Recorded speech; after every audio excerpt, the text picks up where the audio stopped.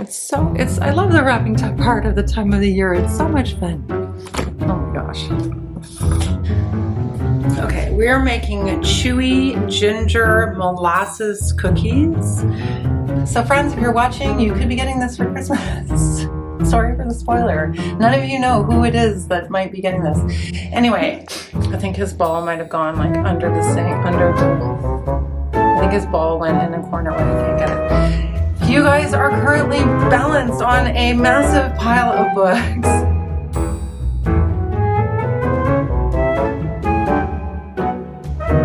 Hi. Hello. Welcome to the third week of Vlogmas, or the third installment of this reading vlog series that I decided to do because I'm a maniac. You are currently on... You guys are currently balanced on a massive pile of books, which is very apropos. I hope that's okay. It seems to be working. My tripod is broken, which is very annoying. So anybody want to buy me a new tripod for Christmas? I don't know. I was moving it. Oh, and the light is, we have a very gray day today.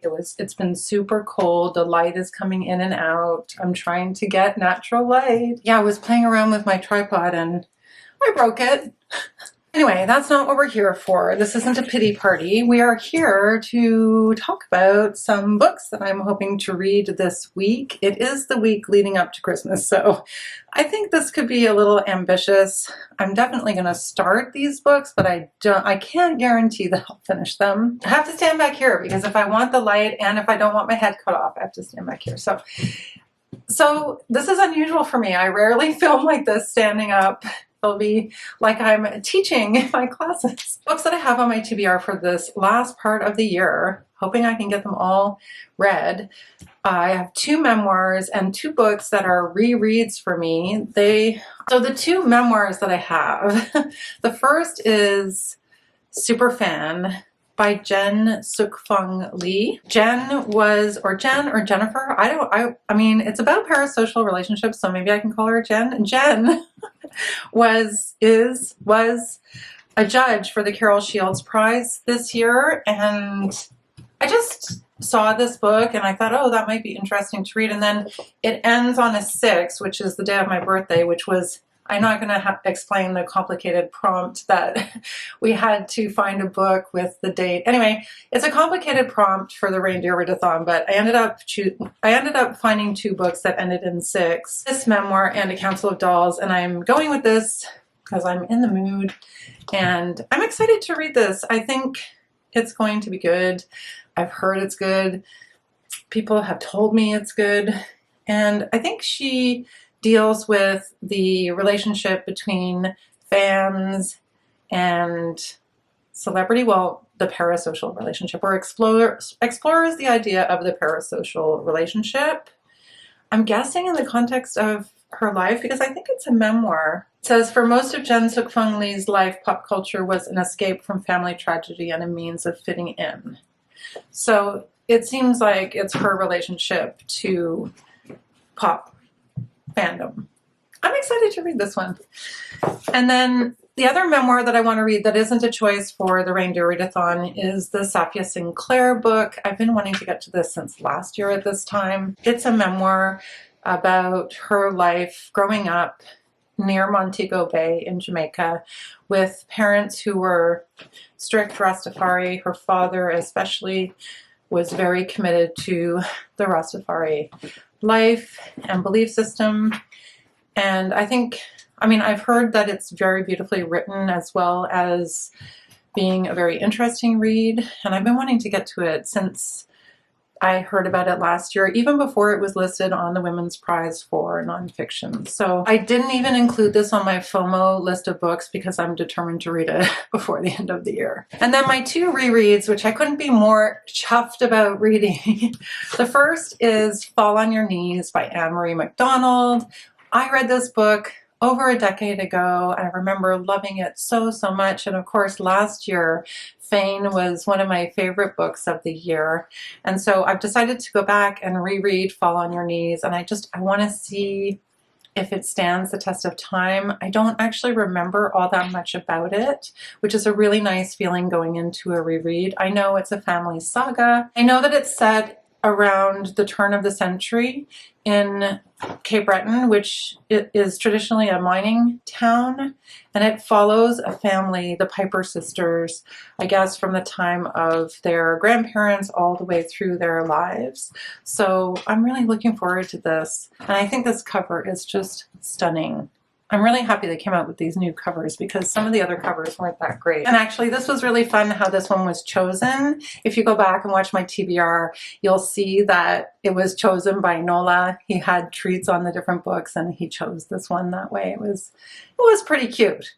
I'll leave that video linked in the description box below if you feel like going back and watching some film of granola. And then the last book that I'm going to be reading this year, probably, hopefully finishing, is A Visit from the Goon Squad. I've already purchased this as a gift for a friend. So friends, if you're watching, none of you know who I purchased it for, which is kind of cool. This was such a fun prompt. The prompt was to pick a book that you think represents your musical taste. And this is about an aging punk rocker who's become a manager or an agent for bands living in New York City with his assistant Sasha. It's just about their relationship and their backstories and about the music industry. And I'm really excited to reread it. I don't remember all that much about it either. So my daughter actually read this for her first year of her literature program, and she thought it was really good and reminded me that I had read it and I remember liking it. I actually went back in to see what I'd rated it on Goodreads, and I'd given it 4 stars on Goodreads back in the day. I didn't look at the date when I read it. That would have been a smart thing to do. Maybe when I update you, I'll tell you how long ago I read it. So I did like it, and we'll see how it holds up. I'm very excited to get to these books in this vlog. I know I'm not going to finish them all. It's a very, very busy time. We're leading up to the very last few days before Christmas. In fact, my guess is you're probably going to end up watching this on Christmas Eve or Christmas Day or Boxing Day or sometime after Christmas. So I'm imagining you watching this as you are cooking, watching this as you're wrapping presents, maybe even watching this in the wee hours of the morning when the house is nice and quiet. And I just want to say thanks for spending this holiday time with me. I appreciate you all so much. I hope you're having a fantastic holiday season. I know that the holidays are not always easy. I myself am feeling a little bit overwhelmed at the moment, but it's really nice to be able to put these videos together for you. And yeah, welcome to the vlog. I guess Christmassy things we're going to get up to. We're going to be baking cookies. I'm really excited to bake some cookies. I was kind of hoping to string some cranberry and popcorn for the tree. The tree is looking amazing, but I love making those garlands at the holidays. So yeah, a few things to do. I have to wrap some presents. Welcome everyone to the vlog. I'm so happy to have you here. Good morning, everyone. Good morning, granola.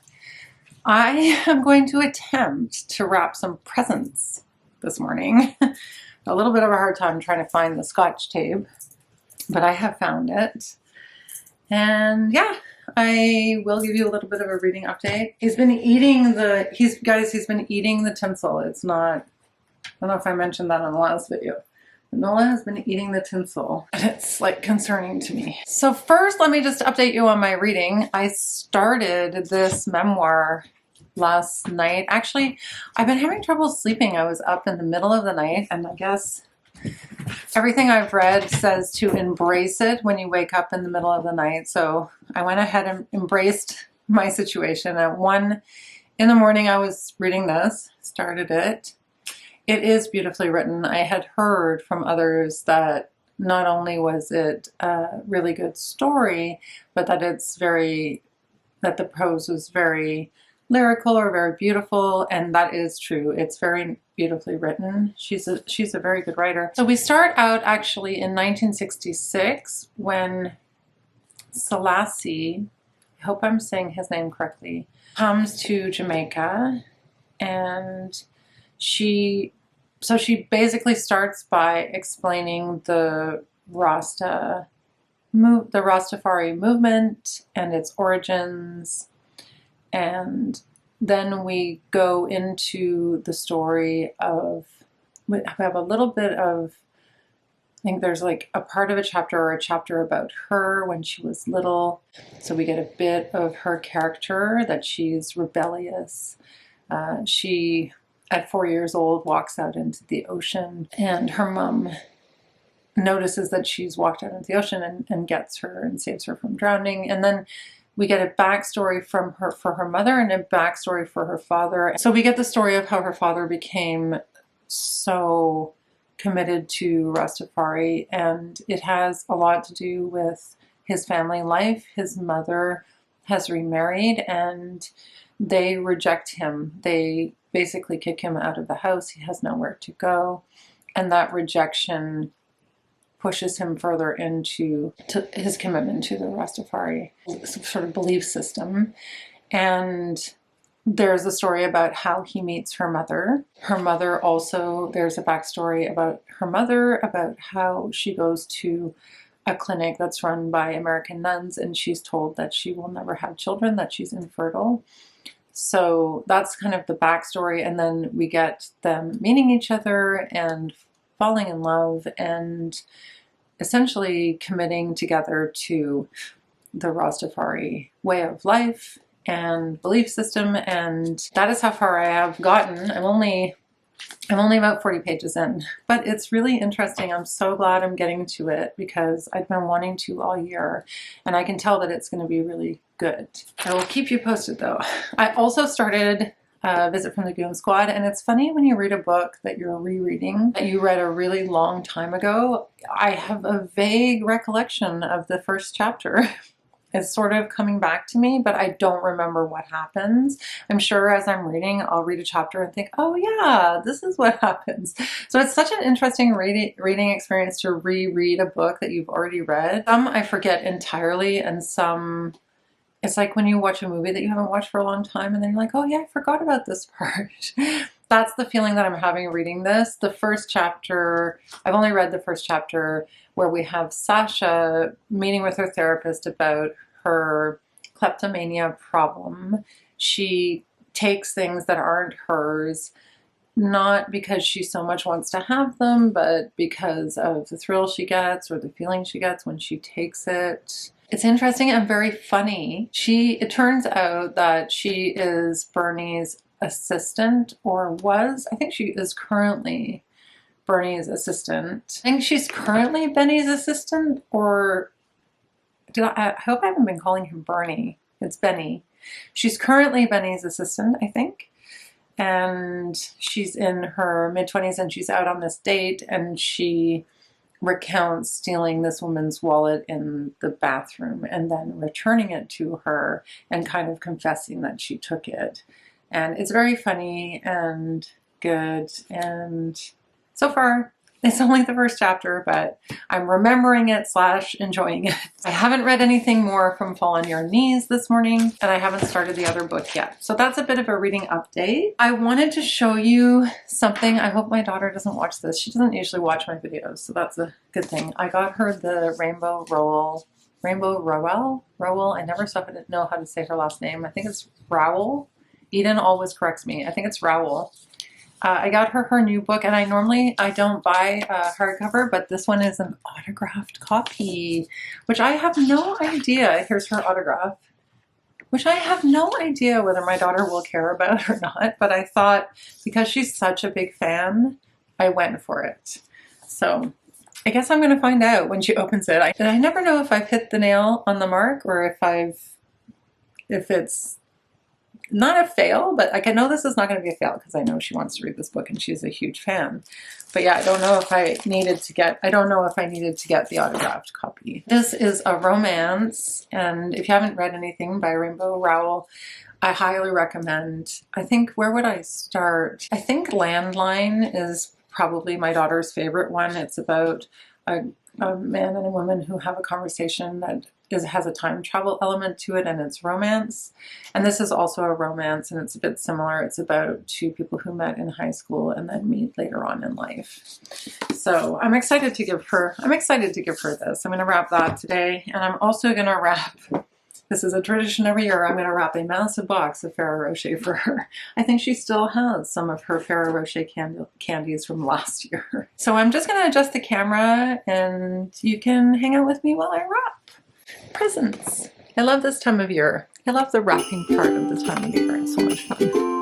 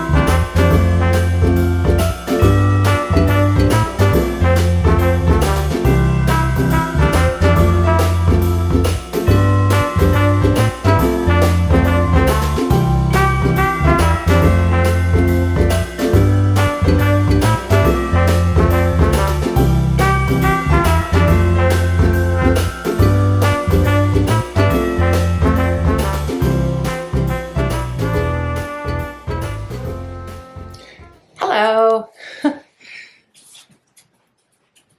Oh my gosh. I think I need to cut my bangs again. Didn't I just cut my bangs? My hair grows so quickly. It's quite something. Hello.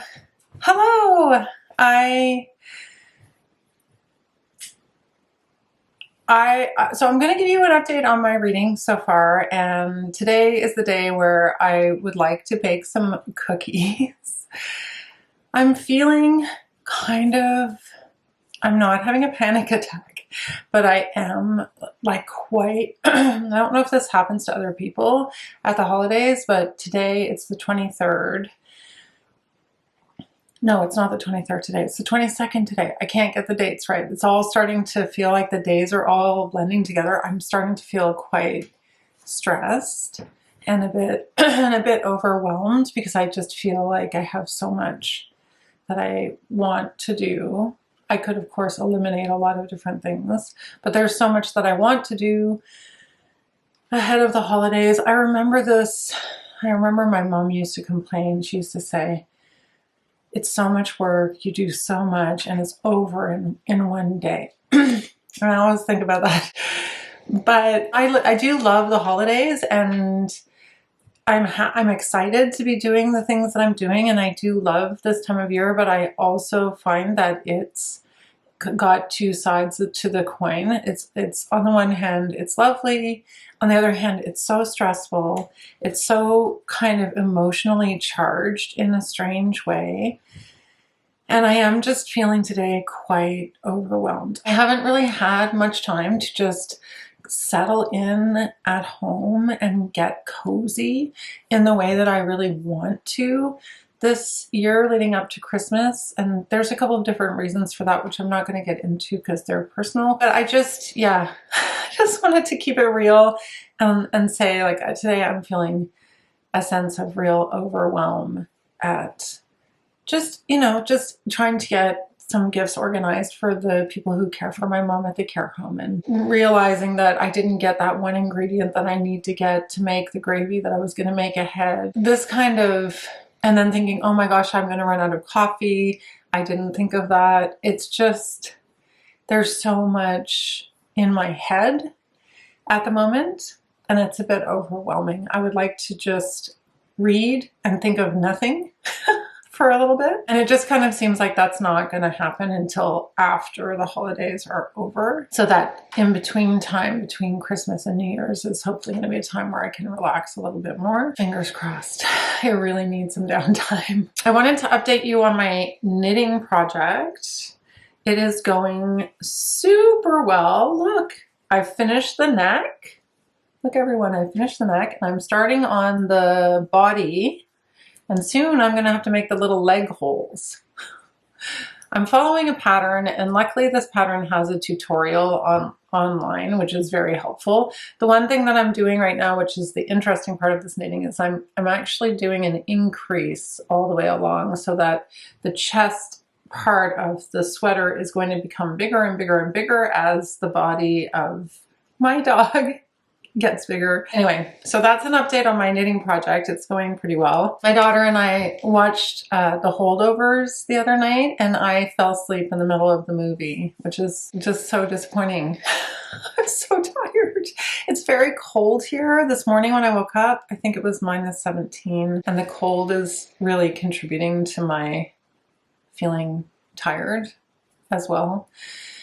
So yeah, kind of in a bit of a state. I did spend quite a bit of time this morning. It's Sunday today, and I did spend quite a bit of time this morning reading because I just wanted to give myself that space and that time. And I started Superfan by Jen Sookfong Lee, and it's so good. I'm really enjoying it. I really like her writing style. It's more of a memoir than I realized. I think I should have known that it was a memoir, but I thought it was more of a nonfiction book about fandom, but it's not. It's a memoir, and she has structured it by describing these parasocial relationships that she's had throughout her life, like starting from when she was quite young, and we're now at the point in her life where she is, I think she's talking about boys in this chapter. So moving into more her relationships.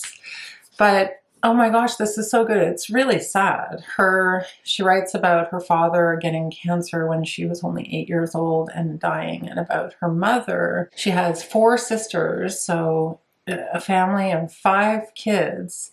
The father dying really young. Her mother's 49 when her dad died, and her mother being really struggling with anxiety and depression, and as a result, Jennifer being really on her own as a kid in a certain way. So she talks about pouring herself into her Anne of Green Gables books and her Anne of Avonlea book and her Anne with an E experience, which some of us maybe share, not all of us, but some of us. And then she writes about Diane, Princess Diana, and the relationship that she feels she had with Princess Diana from her wedding to the car crash where she dies. And now we're into a chapter about boys.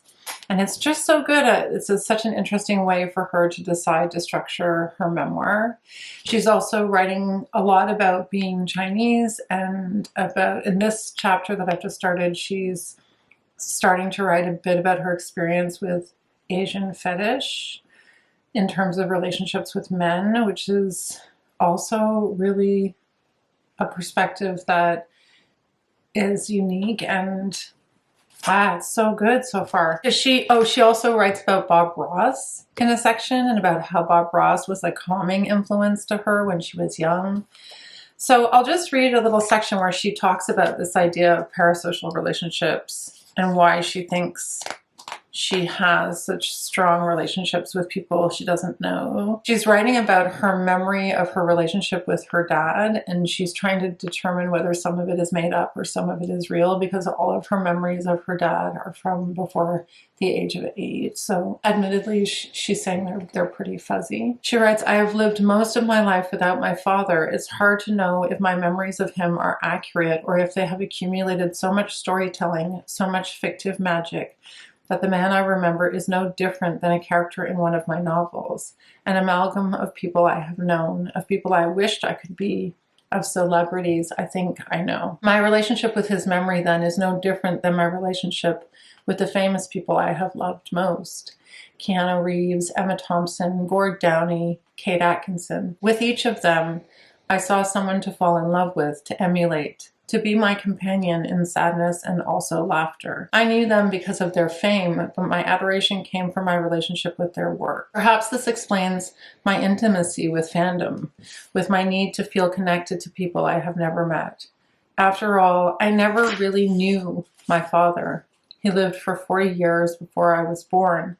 and died before I could know him as anything more than a parent. He had thoughts that were never spoken out loud. He kept secrets. Sometimes I imagine his past and inner life. Sometimes I fall in love with a famous person and imagine what our life together could look like. Are these two daydreams really so different? It's the same act of filling gaps in knowledge and love with whatever I can, with words and fantasy and narrative. Because for me, narrative has always been easy. In the end, all I am left with are relationships made of nothing. That's kind of sad. There is no dad to call when my car breaks down, no piano to spoon when the nights are long and cold, just me and layers of fantasy that can never add up to a real person. So it's kind of sad, but I don't know where she's going to take it. She might take it to a more positive place, but I think it's first of all, it's really interesting just for reading a memoir. It's a really good memoir. It's also something that I think is relatable to a lot of people who have, because so many of us now have these parasocial relationships with celebrities, and parasocial relationships are cultivated by celebrities. And I just think it's kind of interesting as a point of conversation and a point of discussion. So yeah, I'm really enjoying this. Thank you so much for recommending it to me, those of you that did. And I've also read a bit more in Visit from the Goon Squad, which I'm also really enjoying. We've had a chapter of current day Benny and current day Sasha. Current day Benny is at the moment feeling very down about the music industry, very down about himself and his fact that he's aging. He sprinkles these gold sprinkles in his coffee in an effort to try to get back his sex drive. So this is the first thing that he's worried about, and it's very funny. There's a lot of humor in the way his chapter is written. And now we're hearing from a perspective of another character where we've gone back in time. The character's name is Ray, and she is in a band with Benny in San Francisco. So current day takes place in New York. Sasha and Benny. Sasha is Benny's current assistant. And now we've gone back in time to the West Coast, to San Francisco, and Benny's rock band, punk band, the Flaming Dildos, and they're about to play a show where they're hoping they might be seen by a record executive.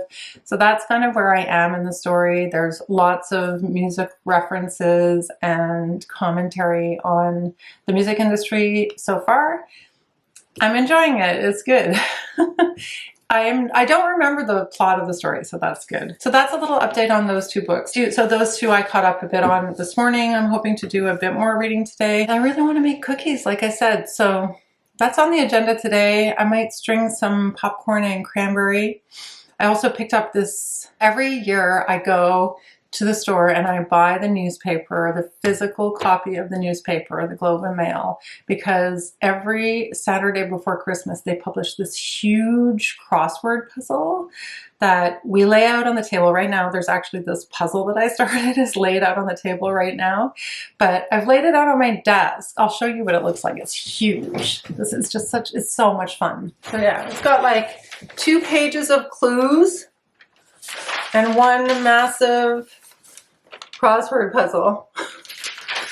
Anyway, there's no more room to lay it out because we have the puzzle out on the table right now. So I put it out on my desk, but I'd really like to get started on that. I really want things to settle down a little bit. I'm kind of tired of running around town and Christmas shopping and all that stuff. It does get to you, doesn't it? So because of the Canada Post strike, there's been a lot of running around having to buy things. And it's not that we order all that much online anyway, but it's just been extra super busy in shops and in stores because of that. So it's felt quite overwhelming, and I'm just looking forward to settling in to the quiet mornings over the holidays and having a breather. So that's where I'm at. I will check in with you soon. We're gonna make some cookies this afternoon. Hi, here I am, ready to make cookies. We are making, what are we making today? You can see all my ingredients are laid out behind me. We are making chewy ginger molasses cookies.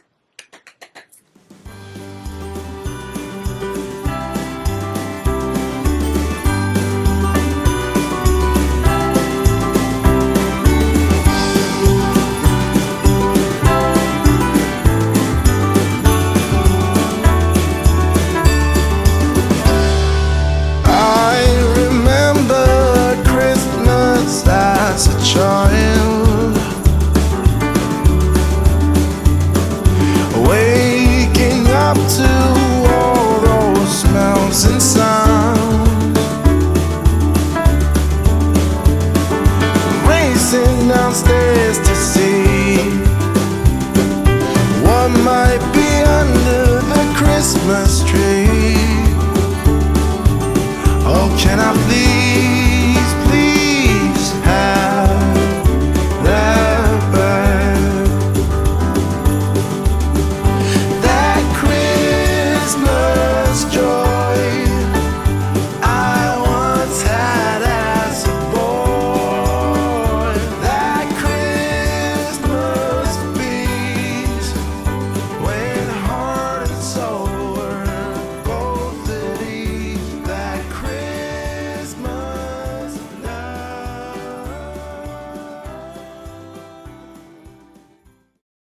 Even in the process of making this wonderful dough, we have lost so much light. It is currently 2:15 in the afternoon. This dough has to chill for 2 hours before I can make the cookies. I fear that when I actually roll, like when I actually drop, because they're drop cookies, so I think when it comes time for me to actually bake the cookies, it's going to be quite dark. So apologies in advance for the upcoming part of the video that's going to be low light or artificial light. So yeah, here's the dough. It's a lot of dough. It smells amazing. It has clove, cinnamon, and ginger, molasses. I'm excited. I'm really excited. Hi, so we're back and I've just gotten the dough out of the fridge and we're ready to roll some cookies out and put them in the oven. Christmas joy I once had as a boy. That Christmas peace when heart and soul were both at ease. That Christmas love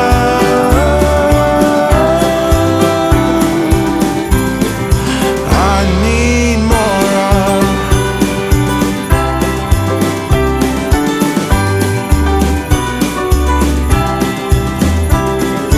I remember making all the gifts, cutting out birds of paper and pretending they would live, wrap 'em up with ties and bows. Whatever's in them, no one knows.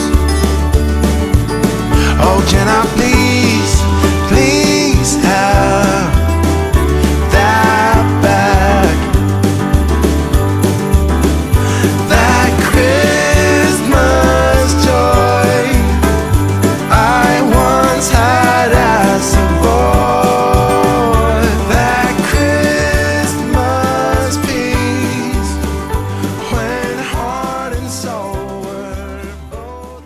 Good morning, everyone. I just wanted to give a quick reading update before I get on with what's looking to be another busy day. I have gifts to drop off, cookies to deliver, meals to drop off. I seem to have packed a lot in these days before Christmas. I've managed to get a bit more reading done. Nonetheless, I seem to be able to squeeze in little moments here and there, which is just lovely. I'm not making quite as much progress as I did in the other vlogs, and I think it's just because I'm so busy. I've read a little bit more of this memoir, and I can tell it's going to be really, really good because I know from the way that she's writing that the story is going to be about how she... I mean, I don't know how much drama is in between the beginning and the end, but she's setting it up to demonstrate that her father was very, very strict and very committed to the values and the beliefs of Rastafari, and that the values and beliefs in the Rastafari code or belief system about women and people in general are very, very, very strict.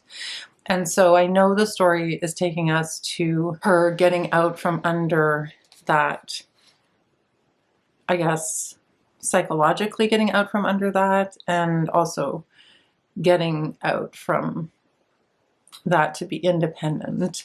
I think that's where it's going to go. So far, we're up to a point in the story where her father decides to move the family away from White Point, which is where they'd been living, which is her ancestral family home, which is land that they own that hasn't been bought up by mostly British and American companies setting up resorts in Montego Bay. This encroaching colonization of Jamaica by Western powers through the economy is something that she's brought up and that her father abhors, of course. But at the same time, he has to work in these resorts. He works as a musician. We're now at the end of the 1980s, early 1990s, and reggae has been supplanted by dance hall, which is something that her father is really upset about. The whole Rastafari and reggae movement has really lost its teeth. It's become more of a fringe movement here where we are at this point. She's 5 years old, and they've moved away from White Point. I think it's White House, not White Point. They've moved away from White House, and they're living up in the hills above Montego Bay. And she writes about her father's obsession with the children's purity and their purity as a result of the beliefs of the Rastafari, that he felt the only way that he could control their purity was by monitoring them at all times. She writes, "Though my siblings and I were all under 6, the purity of our spirits obsessed him because there was no way for him to know that my liberty was righteous, that I followed the true path of Rastafari. Once I scampered away from the heat of his gaze." So the main conflict has already begun within the family. He deems the aunties in the family to be unclean because they wear gold jewelry, they wear makeup, they eat pork, and they drink rum. They have fallen under the influence of Babylon. Babylon represents the white man and the influence of Western culture. She writes, "Though I was too young to understand that my father believed the sanctity of my soul was at stake, I was petrified of becoming unclean. It was almost a decade before I learned my ruin had been fixed all along. Rasta brethren believed women were more susceptible to moral corruption because they menstruated. I was destined to be unclean. But at 5 years old, I wanted only to be good for him. I wanted to be worthy. Though I was born a daughter, I still believed I was a salvageable machine. The correct cogs in automation would someday make me right." So she's really set it up to demonstrate that it's going to be the story of how she gets out from under his gaze. And I'm sorry I'm not further along, but I'm really enjoying it, and I will finish this one by the end of the year for sure, and then I'll be able to talk about it a little bit more in a December wrap-up. I'm really behind on my wrapping up of books. I have a lot of books to talk about. I'm not sure how I'm going to figure that out. I think I'll probably just have an end of the year wrap-up part 1 and part 2, but that's the problem for after Christmas. I've also read a lot more of Fall on Your Knees. I am enjoying this so much. It is so well written. She's just such a good writer. She's very good at bringing you into the story, drawing you into the characters, and drawing you into the time and place. There's already a lot of family drama.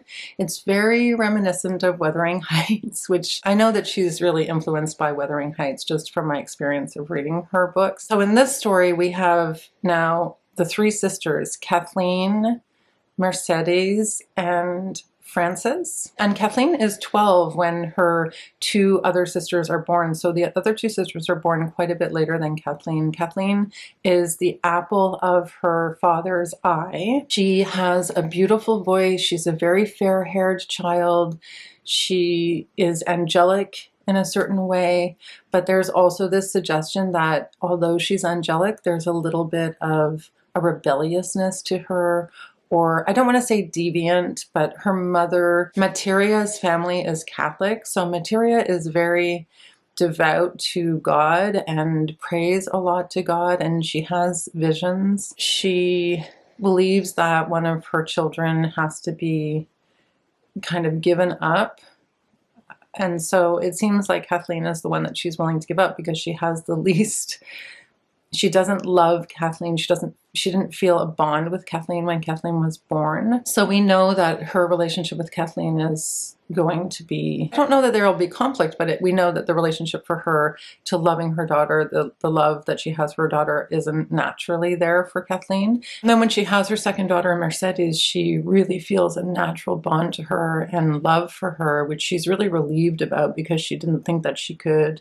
She thought maybe there was something wrong with her, that she wasn't bonding with her first child. And then her second child, Francis, comes very quickly after Mercedes. And we're just learning about them. They're quite a bit younger than Kathleen. Kathleen's father he's a very hard worker, but he seems to have a dark side.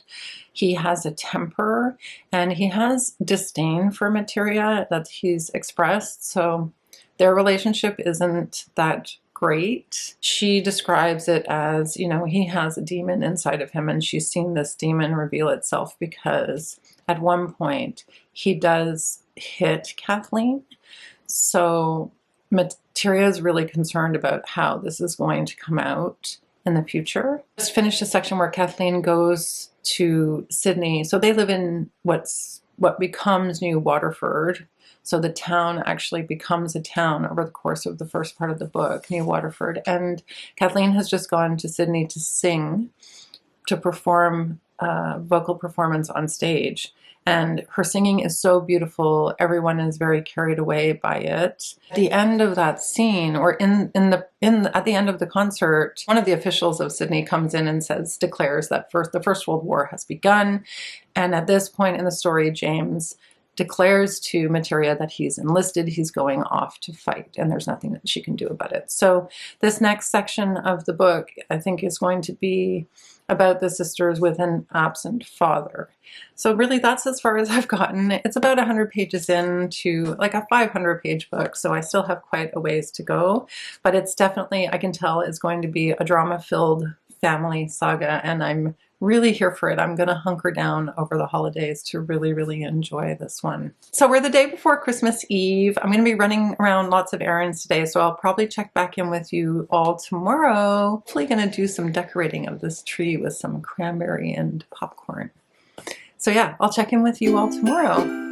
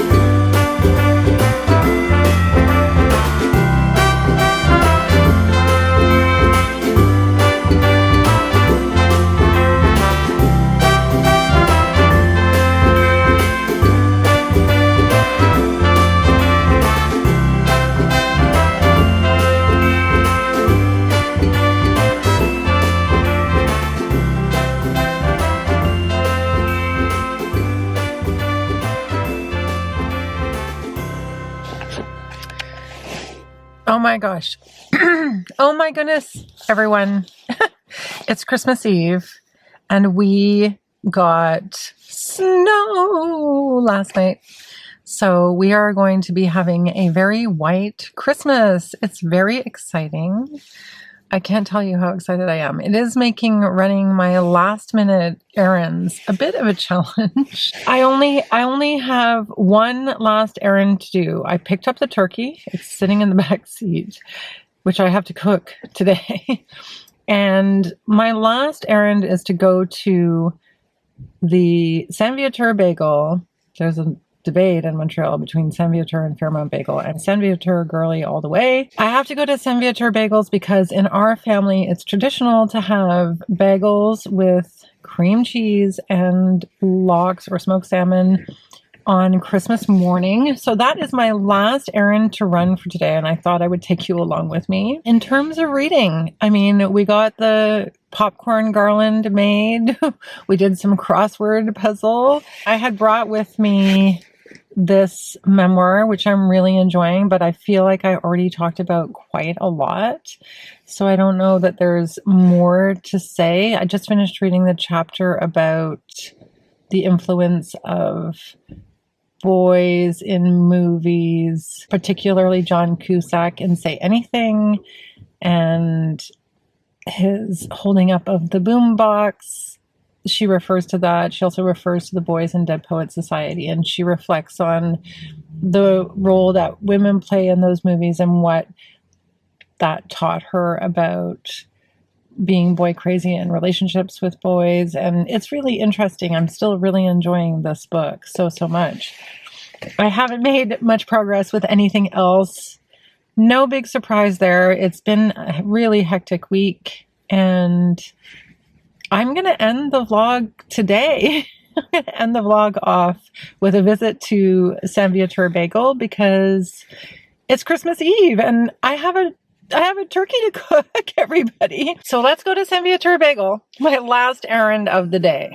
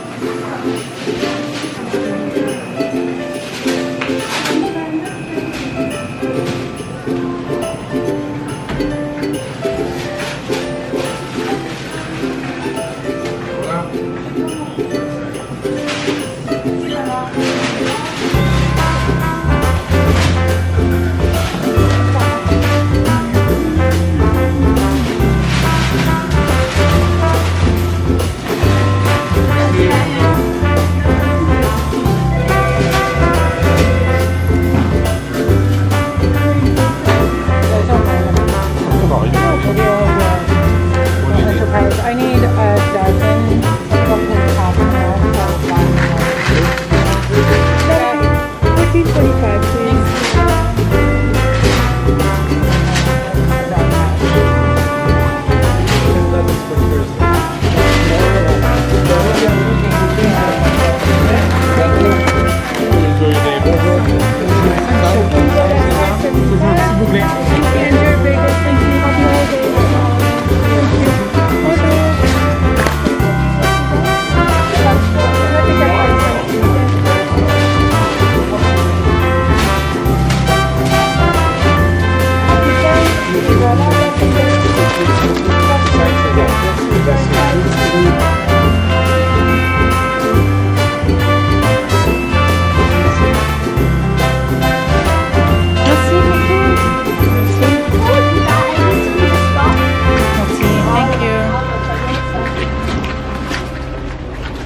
Okay, you guys, I procured the bagels.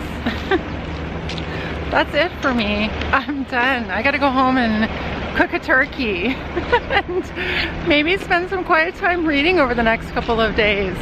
I will be catching up with you soon though. Happy holidays, everyone. Thank you so much for joining me. Bye for now.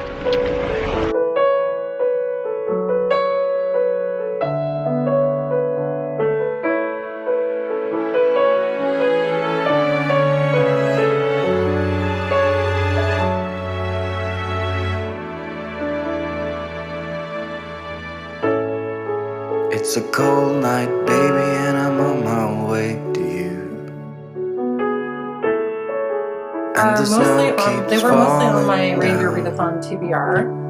Come on, light. Lit a fire Check the books roll soon. up down on the avenue. Hello, I'm just crouching down I so you just can love see the my way face you carry the and crown. my little. It's just me and you tonight, and I So know I've you're. made a little bit more. Oh my god. We'll be in our happy place. This December will be the best, I'm pretty sure. And I am truly yours in every way. So hold me now, it's Christmas time. Bring joy to people in this town. In this way we make the world